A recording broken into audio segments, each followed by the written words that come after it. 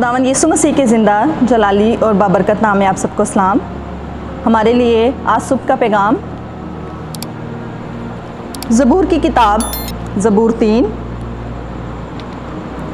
खुदावंद के ज़िंदा पाक कलाम में यूँ मरकूम है, ए खुदावंद मेरे सताने वाले कितने बढ़ गए, वो जो मेरे खिलाफ़ उठते हैं बहुत हैं।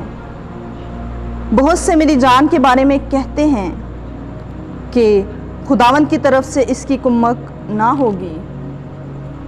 लेकिन तू ए खुदावंद हर तरफ मेरी सिप्र है, मेरा फ़ख्र और सरफराज करने वाला।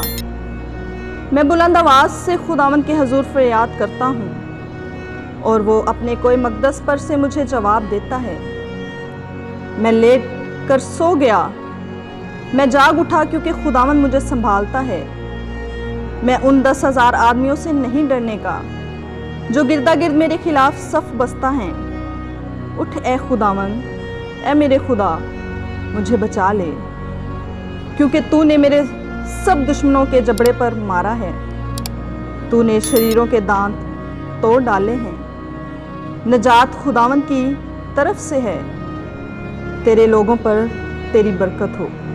खुदावंद की ज़िंदा पाक कलाम को पढ़ा, सुना जाना और कबूल किया जाना हम सब के लिए बरकत का और हमारे बाप के लिए जलाल का बाइस हो। आमीन।